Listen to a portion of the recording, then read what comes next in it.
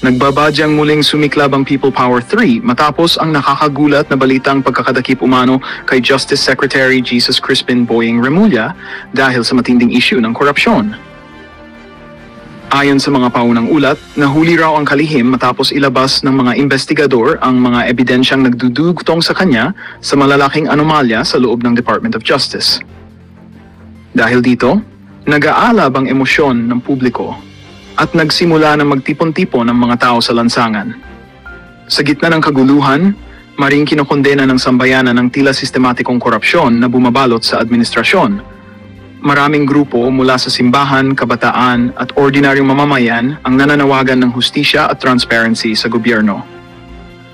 Ayon sa ilang leader ng protesta, sapat na raw ang mga katiwaliang ito upang muling itindig ng taumbayan ang bandila ng People Power, tanda ng pagkakaisa laban sa pang-abuso ng kapangyarihan. Habang patuloy ang tensyon sa Kamaynilaan, nananatiling nakatutok ang buong bansa sa magiging tugon ng palasyo. Mauwi kaya ito sa panibagong pag-aaklas? At kung totoo nga ang mga paratang laban kay Remulla, magbubukas ito ng pinto para sa mas malawak na paglilinis sa gobyerno. Abangan ang mga susunod na pangyayari.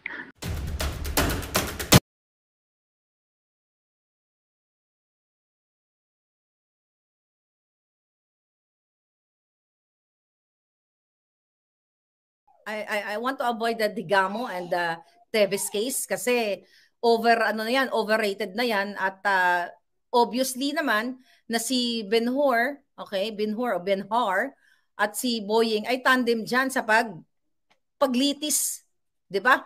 Sa kangaroo court, sa public court, okay? 'Di ba? Dito sa Facebook kay Teves. Okay, I'm not siding Teves or Digamo. Pero nakapag-react na ako dyan.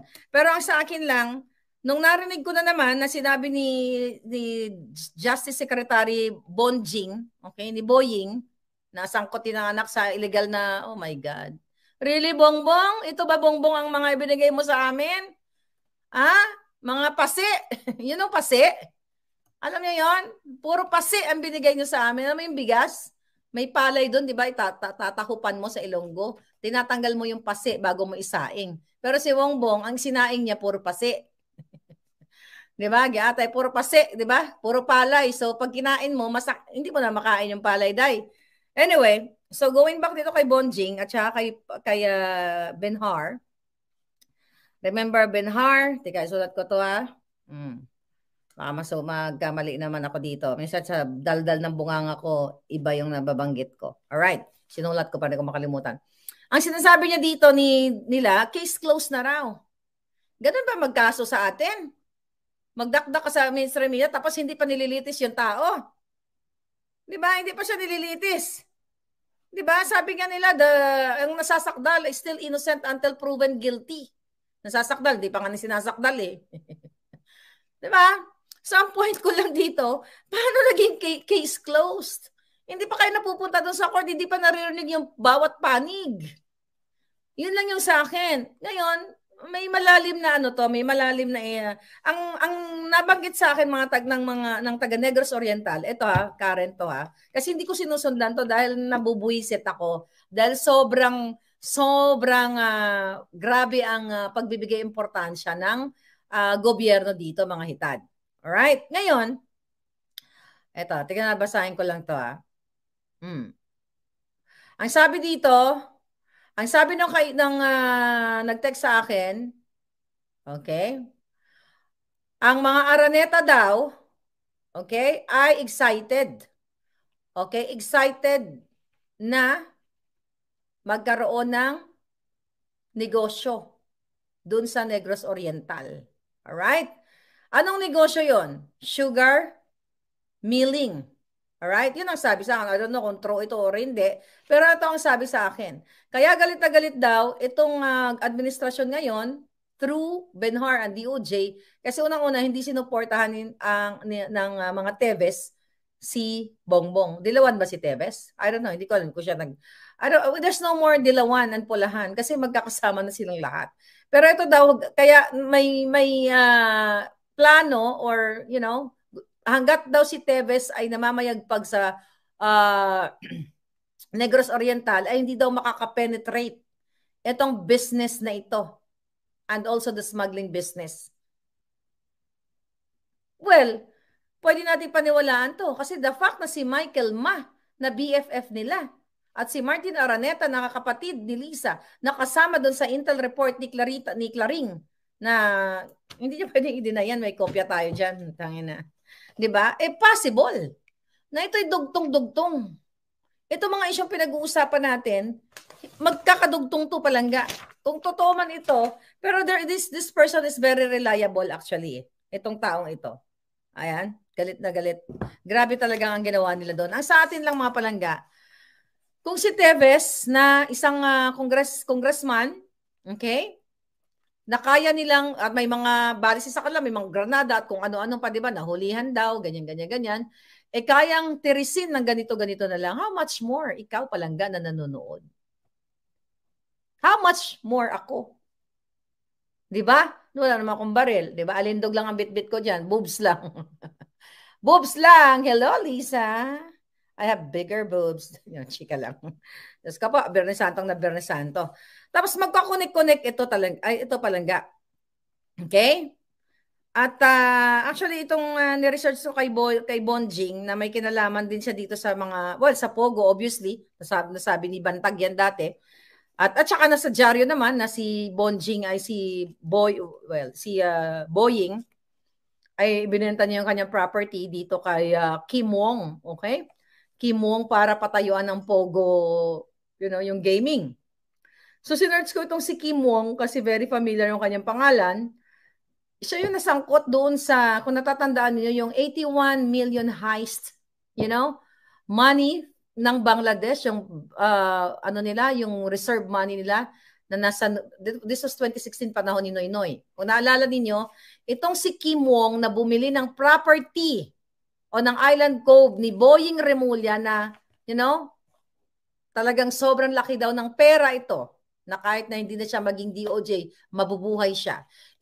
Itong bumili ng kanyang property ay very notorious pagdating sa gambling, usaping gambling. Kasi itong si Kim Wong, sinarch natin, umattend na rin ito sa mga Senate hearing at umamin siya na napunta sa kanya ang pera noong, ikukwento ko lang, hinak yung, $81 million from New York bank ng mga hackers, Chinese yung hackers. Then, diniposito dito, tinransfer dito, dyan sa Pilipinas. That was 81 million. So, isa doon sa mga nakakubra ng pera, si Kim Wong. Okay? Basahin nyo na lang. Hindi ko na elaborate yun kasi hindi naman siya ang subject natin.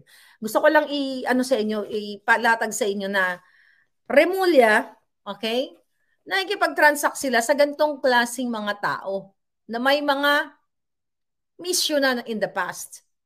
Diba? So, yung 81 million na yun, na-recover yun ng Bangladesh. I think ang na-recover nila is 18 million. Imagine nyo kung gaano kabulok ang sistema. So, ako, hindi naman ako banker. So, tinanong ko sa sister ko kasi banker siya. Alright? Matagal sa banko for 30 years yata siya. Doon yata sa Tumanda. So, anyway, dito na siya ngayon. So, sabi niya, it's either kasabwat ang mga banker. Kasi hindi ka naman magpapasok ng ganong kalaking pera eh. Or dapat talaga may checking yun. Kung ang account ba na, kasi individual account ang pinasukan ng pera na yun, papuntang Pilipinas. But anyway, ganito, kung isinasalarawan natin, yung bulok na ating gobyerno. What in the hell, makapasok yung ganong kalaking pera? So it's either kasabwat yung mga banko, kasabwat ang banko nun. O manager, siguro, sige, bigyan ka 5 million, i-clear mo lang, mga ganon. But okay, hindi na ako pupunta dyan. Binibigay ko lang yung picture sa inyo kung saan galing ang pinagbentahan ni Boying Remulla sa kanyang Island Cove na ang ganda-ganda daw yan parang park ba yan? Nakarating yata ako dyan in past life ko, di ba? Tapos ngayon ay Pogo na mga gaming na, di ba? Pero, but that was even during Duterte. Alright? Kasi binenta niya is 2018. So, ang sinasabi ko dito, sa si Boying, ang kanyang pinagdaanan ay hindi malinis. Once kasi nakikipag-transaction ka sa mga notorious o mga taong hindi clean money, then you're part of it. 'Di ba? Tino-tolerate mo yung mga ganong klaseng. Kasi ako, kung ako'y matino, hindi ako makikipag-transact sa mga ganong klaseng tao. Kasi baka madamay pa ako, 'di ba? Dirty money yun eh. Anyway, wala lang. So ngayon, na-share ko lang sa inyo mga palangga. So, kaya ako sinasabi to dahil ito yung mga pase na inupo ni Bonget. Mga pase ba? Imagine mo, sabi ni Boying, akala mo napakalinis yung anak niya, di ba? Na absuelto. Pero alam ko may case pa na mga natitira. Then nalala nyo kung paano idiin din si Bantag. Kumusta na ba si General Bantag ngayon? Di ba? Ang sabi niya noon, at large si Bantag nagtatago. Hindi naman totoong nagtatago. Di ba? Oh, doon pa lang. Kung matatandaan ninyo, si General Bantag ay nagsalita na si Boying ay inuutusan siya para ilabas yung mga nakapreso sa utos ni Boying. So, wala siyang, definitely, Boying Remulla ay walang reputasyon, walang dignidad at walang magandang reputation. At lagi niyang nililitis. Kaya ayokong pansinin niya masyado yung Digamo case na yun. Kasi obviously, nagsaside sila sa isang panig lang. Di ba? Dapat as DOJ Secretary Boying, ikaw ang ama ng DOJ. Di ba? Nilitis mo na. Kung bak kinonvict mo na. Dadaan pa dapat si Teves at ang kampo ni Digamo, magbabakbakan sila sa korte. Pagtatagol niya yung sarili niya hanggat sa kaya niyang ipagtanggol yung sarili niya, then to-convict muna siya bago mo sabihin close case na. Right? Hindi naman tayo lawyer. Pero meron bang close case? Nasa Facebook lang o sa mainstream media lang? I-hearing mo muna. So as DOJ Secretary, you are very evil to the highest level. Sino magtitiwala sa DOJ? Dahil inaraw-araw nyo ang media. Ilang buwan na ba yan kay Teves? Bongbong, inaraw-araw nyo. Of course, may bas-bas mo to. Ang dami mga importanteng issue. Oy, mainstream media, traditional media. Tutukan nyo yung smuggling at hoarding. Yan ay nakakapinsala sa inyo, hindi lang sa mamamayan, lahat ng mamamayan. Anong natin, mapapala natin sa Digamo, awayan nilang dalawa yun. Malalim ang awayan nila. Para sila sigurong, may sa isa't isa. But again, sabi ko nga, nakatutok, imagine mo, national issue, tinututukan pati si Bongbong nakialam dyan. Pinapasuko niya si Teves. What the heck?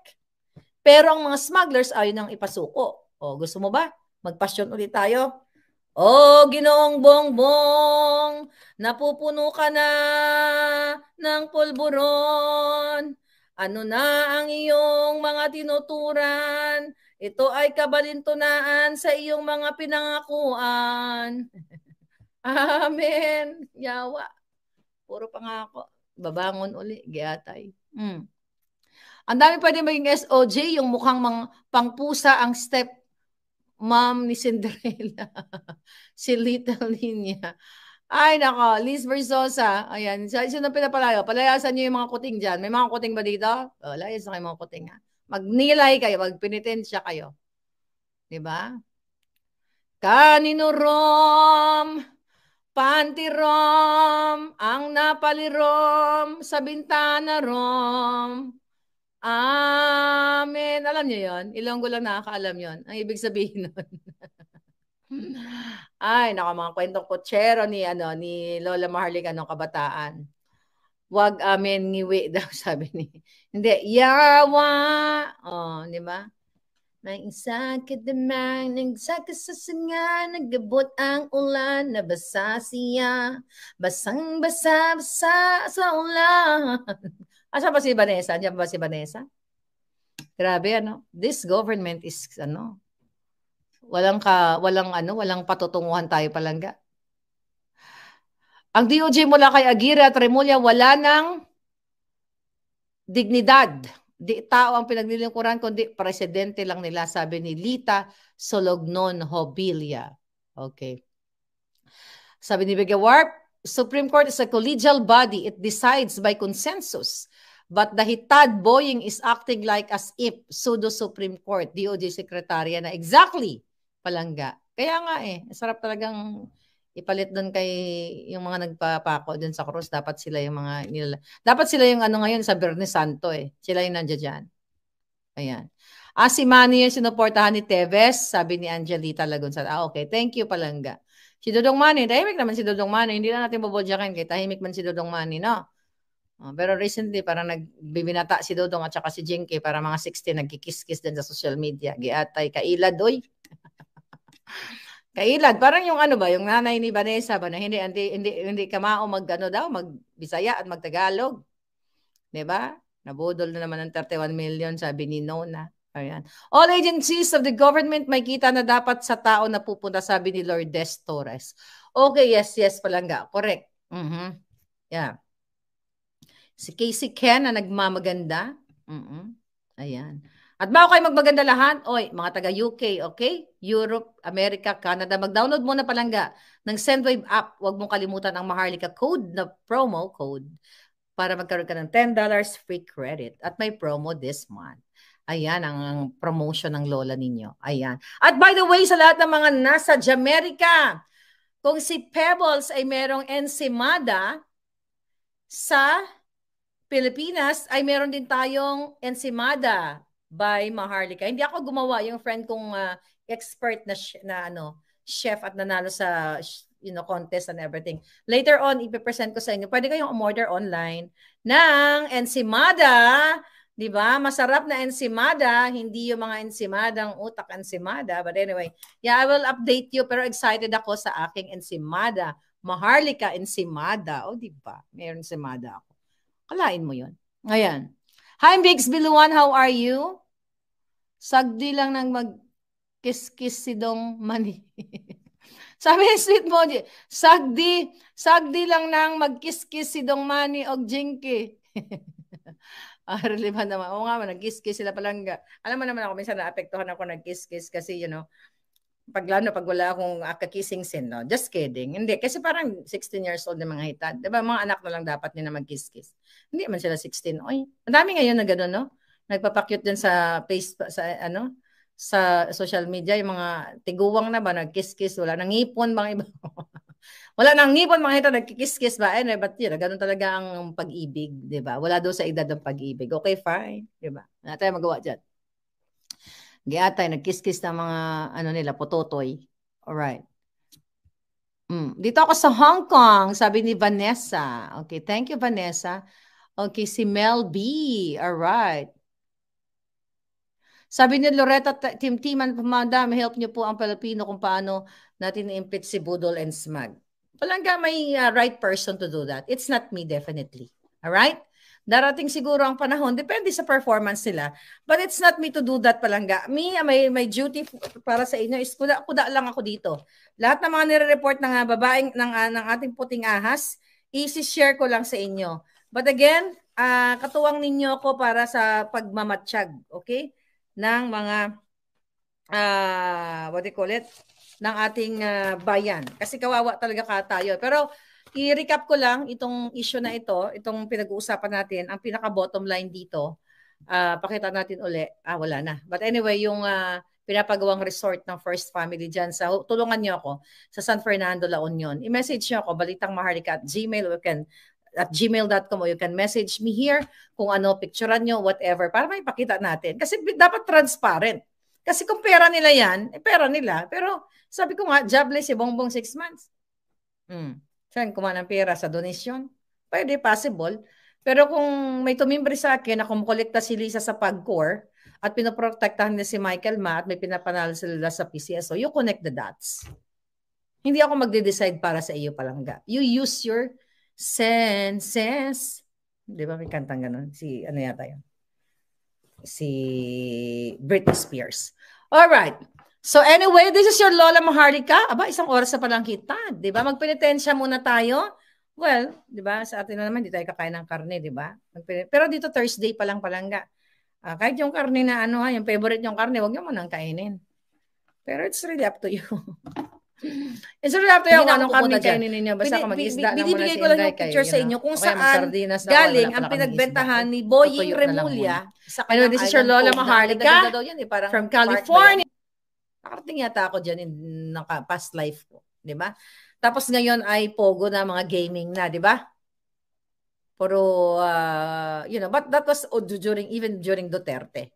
Alright? Kasi binenta niya is 2018. So, ang sinasabi ko dito, sa si Boying, ang kanyang pinagdaanan ay hindi malinis. Once kasi nakikipag-transaction ka sa mga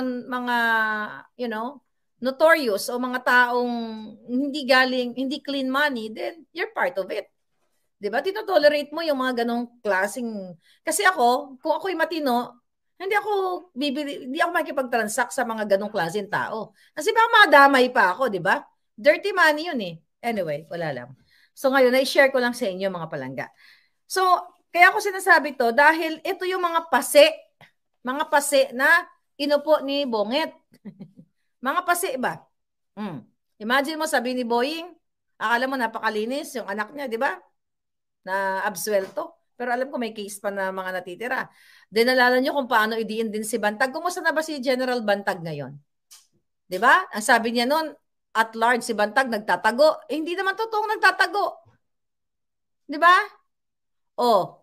Doon pa lang, kung matatandaan ninyo, si General Bantag ay nagsalita na si Boying ay inuutusan siya para ilabas yung mga nakapreso sa utos ni Boying. So, wala siyang, definitely, Boying Remulla ay walang reputasyon, walang dignidad at walang magandang reputation. At lagi niyang nililitis. Kaya ayokong pansinin niya masyado yung Digamo case na yun. Kasi obviously, nagsaside sila sa isang panig lang. Diba? Dapat as DOJ Secretary, Boying, ikaw ang ama ng DOJ. Diba? Nilitis mo na. Kumbaga kinonvict mo na. Dadaan pa dapat si Teves at ang kampo ni Digamo, magbabakbakan sila sa korte. Pagtatanggol niya yung sarili niya hanggat sa kaya niyang ipagtanggol yung sarili niya, then to-convict muna siya bago mo sabihin close case na. Right? Hindi naman tayo lawyer. Pero meron bang close case? Nasa Facebook lang o sa mainstream media lang? I-hearing mo muna. So as DOJ Secretary, you are very evil to the highest level. Sino magtitiwala sa DOJ? Dahil inaraw-araw nyo ang media. Ilang buwan na ba yan kay Teves? Bongbong, inaraw-araw nyo. Of course, may bas-bas mo to. Ang dami mga importanteng issue. Oy, mainstream media, traditional media. Tutukan nyo yung smuggling at hoarding. Yan ay nakakapinsala sa inyo, hindi lang sa mamamayan, lahat ng mamamayan. Anong natin, mapapala natin sa Digamo, awayan nilang dalawa yun. Malalim ang awayan nila. Para sila sigurong, may sa isa't isa. But again, sabi ko nga, nakatutok, imagine mo, national issue, tinututukan, pati si Bongbong nakialam dyan. Pinapasuko niya si Teves. What the heck? Pero ang mga smugglers ayaw nang ipasuko. Gusto mo ba? Magpasyon ulit tayo.